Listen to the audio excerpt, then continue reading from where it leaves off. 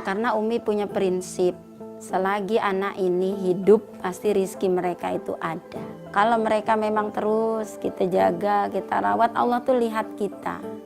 Allah akan perhatikan kita.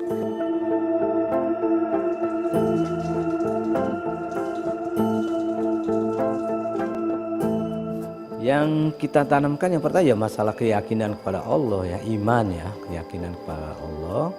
Yang kedua yaitu amalan-amalan yang diajarkan oleh Nabi Muhammad. Jadi mereka sudah terbiasa dari kecil sholat, sudah terbiasa membaca Al-Quran. Saya juga anak yatim, sama dengan mereka yang ditinggal orang tuanya dari yang kecil. Tapi setelah saya lihat kayak gini kayaknya alhamdulillah banget, saya makan masih tercukupi, bahkan sangat berlebihan.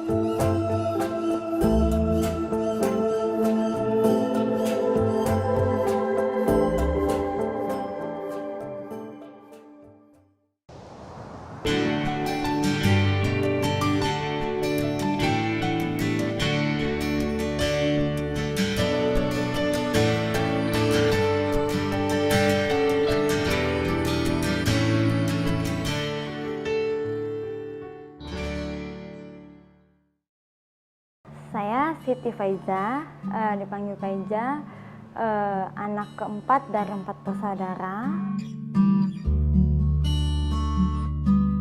Saya asal dari Kalimantan Selatan, tepatnya di Banjarbaru. Aktivitasnya sekarang jadi mahasiswa di salah satu universitas swasta di Jakarta.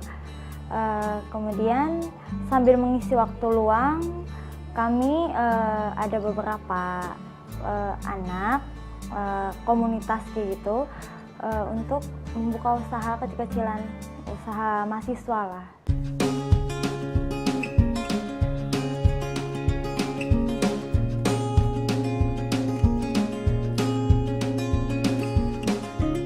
Hobi saya memasak, karena sebab itulah kami bersama teman-teman membuka usaha kuliner, usaha rumahan. Kemudian ada beberapa bisnis kuliner yang kami jalani, salah satunya adalah pizza buah. Pizza buah ini saya bekerjasama dengan teman saya, Rizka Ramadhania. Pizza buah ini diambil memang dari Kalimantan sendiri, memang udah ada usaha di sana dan kita bawa ke sini untuk kita kembangkan lagi di sini.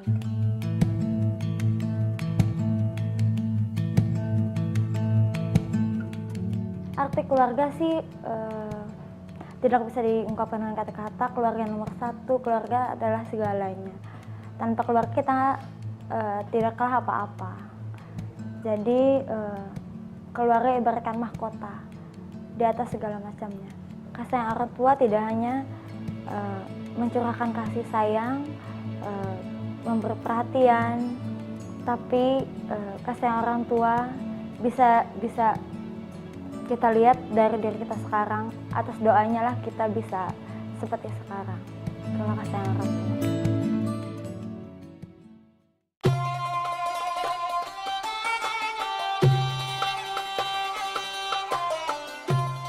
Pondok Pesantren Baitunisa resmi berdiri pada tahun 1993 di Bojongsari, Depok, Jawa Barat. Pondok pesantren ini menampung 25 santri cilik. Pendirinya sepasang suami istri, Aulia Ansarullah dan Tiharo Syaifunajah, atau yang dikenal dengan Abi dan Umi Aulia.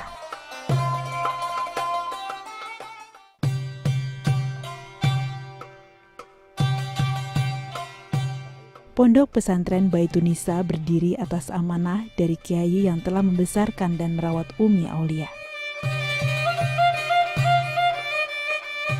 Meski tidak memiliki latar belakang hidup di pesantren, Abi Aulia menjalankan amanah itu. Tanpa memiliki donatur tetap, 23 tahun sudah pondok pesantren ini berdiri. Dimulai dari rumah gubuk, hingga menempati bangunan permanen seperti sekarang. Ceritanya Abi itu kan punya Umi. Jadi kalau Abi kan bukan orang pondok pesantren, tapi Abi jemaah masjid. Kalau Umi kan orang pondok, itu gurunya Umi juga dia ngajar di salah satu masjid di Jakarta. Kemudian beliau setelah kami menikah berapa tahun ya, 5 tahun kurang lebih, dia ngingetin saya untuk membuat pondok. Walaupun hanya 1-2 orang, buat pondok untuk istri kamu katanya.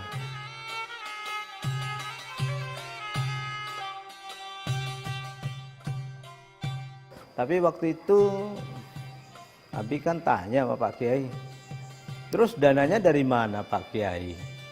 Beliau mengatakan ya dari Allah, minta sendiri sama Allah katanya. Allah kaya. Itulah yang memberi motivasi Abi untuk mulai.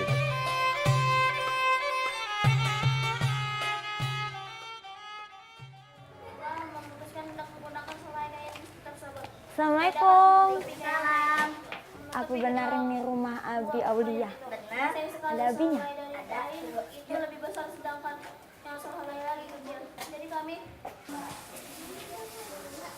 Masya Allah. Assalamualaikum Abi. Masya Allah. Ya, saya Siti Faiza. Saya pengen tahu kegiatan Abi, Umi, adik-adik di sini. Ya boleh silakan tuh ada Umi di dalam. Oh, Ya. kasih. Masya Allah. Ya. Di pinggir. Ya.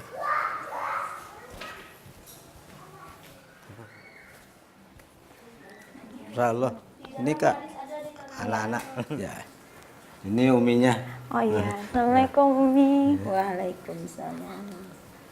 Ini anak-anak boleh salaman, ini kenalan sama kakak insya Allah. Ini yang laki-laki dulu. Ayo. Kesannya sih Abi kayak religi ya, tapi baik. Kan biasanya kan ada orang yang religi tapi tertutup, kayak yang agamis banget. Jadi di sini kegiatannya apa aja, Abi, Umi?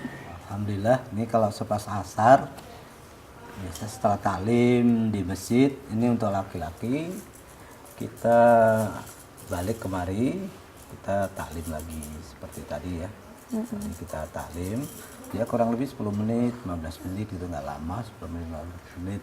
Kemudian nanti kita lanjutkan belajar. Ya kalau mau ikut belajar sama Umi ya, perempuan-perempuan bisa benar. Nah, habis sama anak-anak laki-laki.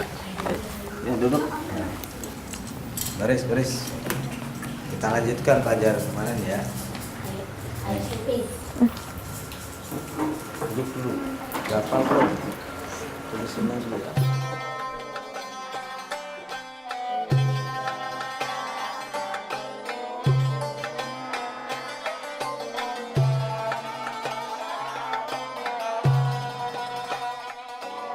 Malu sih sebenarnya ya. Mereka umur segitu udah hafalan surah, doa-doa semuanya. Saya mengikutin tapi kayak apaan deh gua gitu loh. Kayaknya mereka lebih tahu daripada gua, mending ya kayak malu banget deh, rasa terpukul banget. Ada 15 anak perempuan dan 10 anak laki-laki di pesantren ini. Sementara Umi mengajar anak-anak perempuan, di waktu yang bersamaan, Abi mengajar anak-anak laki-laki.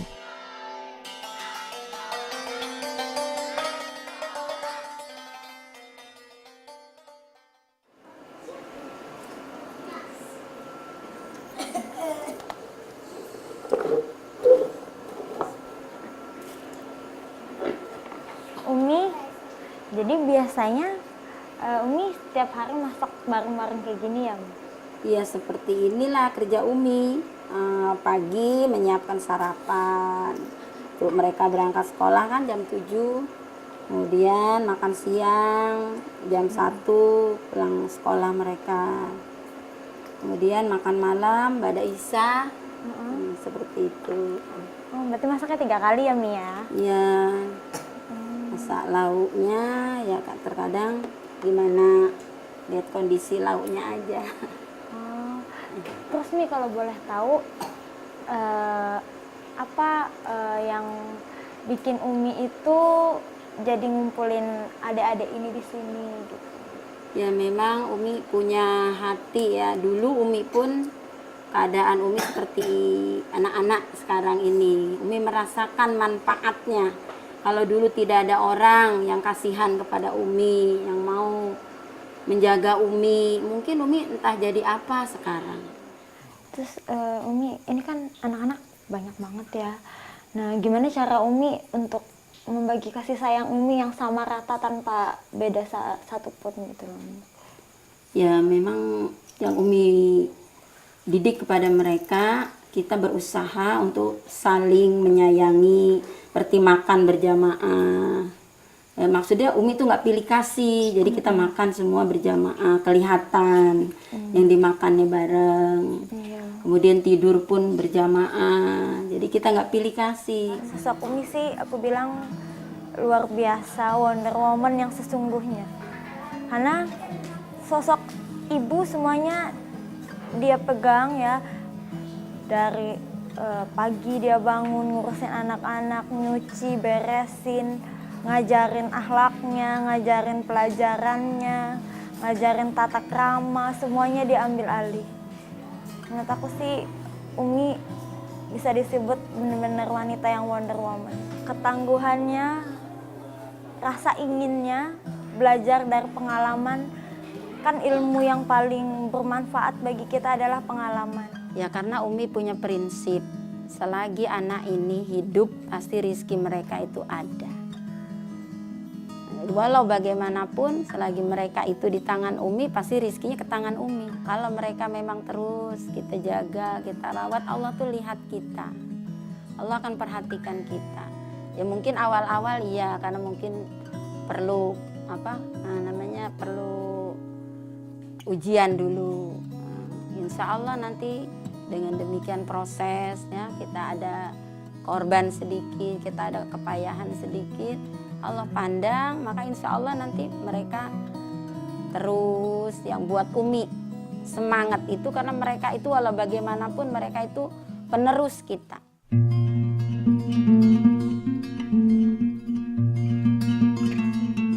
Meski hanya nasi, mie instan, dan tempe, anak-anak makan bersama dengan antusias.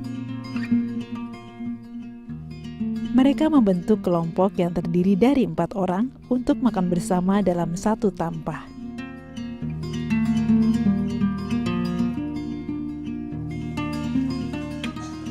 Selesai makan, anak-anak diwajibkan mencuci sendiri tampah mereka secara bergilir.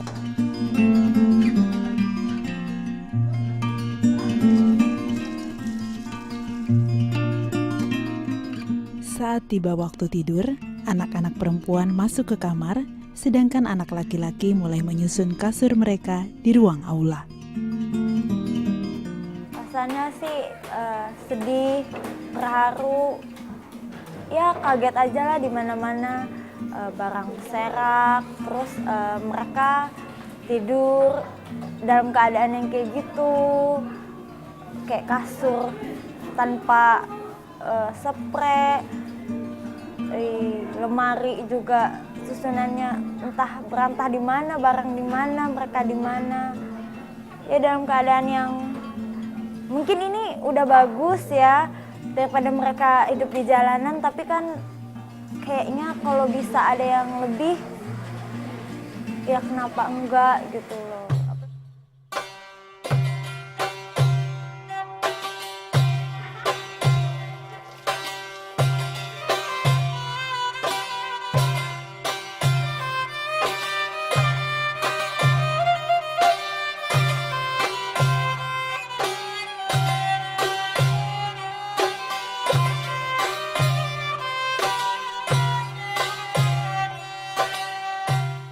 Mengaji dan sholat bersama menjadi kegiatan wajib pagi hari yang dilakukan sebelum memulai segala aktivitas. Yang kita tanamkan yang pertama ya masalah keyakinan kepada Allah ya, iman ya, keyakinan kepada Allah. Yang kedua yaitu amalan-amalan yang diajarkan oleh Nabi Muhammad. Jadi mereka sudah terbiasa dari kecil sholat, sudah terbiasa membaca Al-Quran. Mereka selalu berada dalam suasana ta'lim. Kita harapkan sampai besar mereka senang dengan ilmu-ilmu agama gitu. Yang ketiga akhlak. Jadi mereka dengan latar belakang tukang berantem, mungkin tukang judi, bapaknya dulu ada yang tukang judi, bapaknya nggak masalah sama saya. Tapi kita tanamkan ini akhlak mereka. Bagaimana mereka nanti jadi anak-anak yang soleh, soleha itu. Saya nggak pedulikan mereka itu akhlaknya yang datang kemari itu jahat. Kita terima semua. Kita tetap menganggap bahwa mereka anak-anak yang baik, yang perlu dibina gitu. Jadi itu yang motivasi kita. Leni, salah satu anak yang sudah diasuh Umi dan Abi sejak kelas 3 SD. Telah 5 tahun bergabung, kini Leni menjadi anak tertua di Pondok Pesantren Baitunisa. Duduk dulu Leni yuk. Leni, biasanya kalau pagi-pagi kayak gini emang biasa ya Leni bersih-bersih ya? Iya. Emang udah biasa kayak begini termasuk hari Minggu. Hari Minggu. Kalau yang misalnya Leni sekolah tetap gini juga nggak? Iya. Oh. Terus kalau misalnya kan ini teman-teman banyak kan. Nah, Leni kan yang paling gede ya di sini ya? Paling gede ya. Nah, pembagian kerjanya tuh gimana Leni? Kalau misalnya kan ada yang kecil-kecil kan. Kasihan juga kan kalau mereka disuruh gimana. Pembagian di sini gimana? Kalau yang gede-gede ada yang nyapu, ada yang ngepel, terus ada yang buangin sampah. Abi galak, tapi galaknya buat kebaikan. Umi sering nasehatin buat kesalahan supaya nggak diulangin lagi. Terima kasih Umi Abi udah ngerawat aku sejak kecil dari kelas 3 sampai besar kayak begini, udah 1 SMP.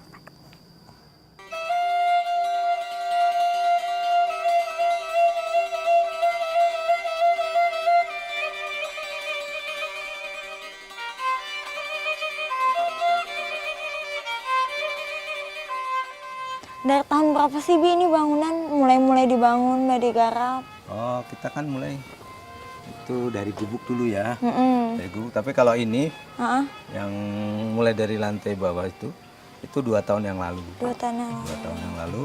Terus ini baru mulai lagi sejak ini ada bantuan-bantuan dari saudara-saudara Muslim yang simpati dengan kami. Ini kita ya kurang lebih 2 bulan inilah kita mulai bangkit lagi kelihatannya bangunan-bangunan ini, bahan-bahan material ini dari semua kawan-kawan yang simpati sama kita. Ini Bi, selama 23 tahun Abi kan ngumpulin anak-anak, mendidik mereka, kasih makan. Pendanaannya dari mana itu Bi? Kalau awal-awal kita sebenarnya dari orang tua mereka maksudnya, atau orang yang ngirim kemari. Saya nyebutnya orang tua asuh. Nah, jadi orang tua asuh itu mengantarkan anaknya kemari, dari mereka lah sumber dana yang pertama. Jadi dari awal itu seperti itu. Terus yang kedua ya Abi kan ngajar di masjid-masjid, Umi juga di majlis-majlis salim ya, dari ibu-ibu majlis salim yang simpati sama kita. Abi juga kalau di masjid-masjid ada orang yang sodakoh, yang infak, ya itulah kita selalu ngandalkan itu. Sampai hari ini nggak ada donatur, tapi ada saja. Kalau malam hari kita sudah kehabisan beras, nah, kita minta sama Allah. Besok paginya ada aja orang datang. Apa sih yang buat Abi itu kuat, Abi itu yakin kalau anak-anak ini bisa Abi urus kayak gitu loh Abi? Iya, inilah keyakinan ya. Karena kita dapat amanah. Ini amanah dari guru maksudnya. Waktu itu guru Abi itu sama guru Umi, nah, dia mengatakan walaupun 2 orang anak, 1 orang anak kamu urus, pasti Allah akan bantu kamu. Jadi keyakinan ini yang kita pegang. Setelah dengar Abi, Umi, jujur saya sekarang kebuka ya pikiran ke depan, belajar dari masa lalu. Sekarang saya ngerasa kehidupan saya memang sangat berkecukupan. Mama saya masih bisa penuh. Dan jujur saya kan amat boros ya, saya paling suka belanja apalagi yang namanya tas. berapapun harganya saya beli kalau saya suka.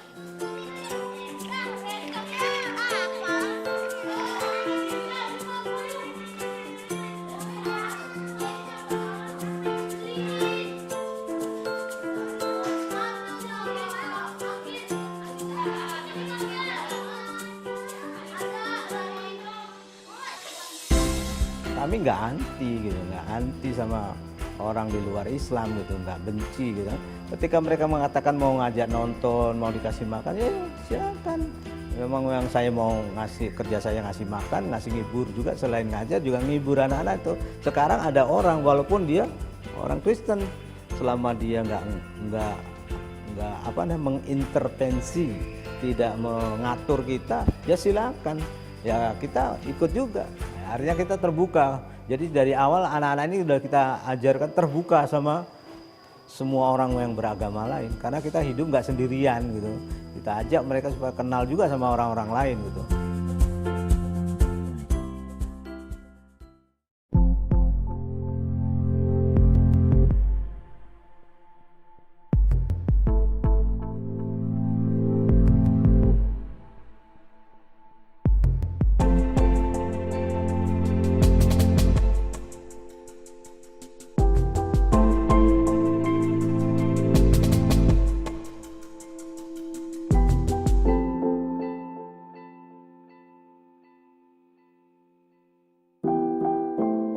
Saya juga anak yatim.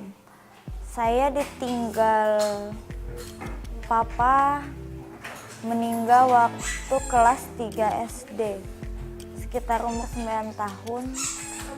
Sama dengan mereka yang ditinggal orang tuanya dari yang kecil. Tapi setelah saya lihat kayak gini kayaknya alhamdulillah banget saya makan nasi tercukupi. Bahkan sangat berlebihan. Yang biasanya uang jajan yang saya habiskan sehari untuk mereka bisa 1 bulan.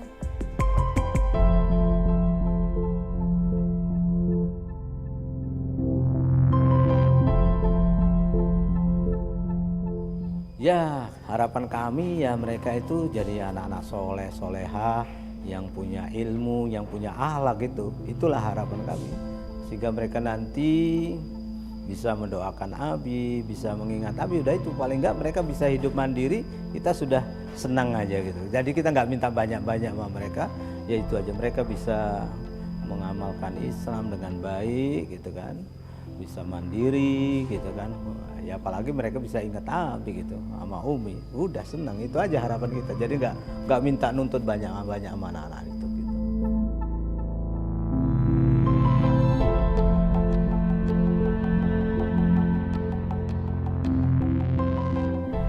Orang tua yang seperti itu, orang tua yang bisa kita contoh dan kita teladani karena sebenarnya mereka tanpa pandang status ini anak, walaupun mereka bukan anak kandung mereka sendiri, mereka rela merawat, mengasih sayangi. Padahal ngurus anak sendiri itu pun susah, tapi mereka berani mengurus anak yang memang bukan anak kandung mereka. Jadi orang tua yang seperti itu adalah orang tua yang sangat luar biasa.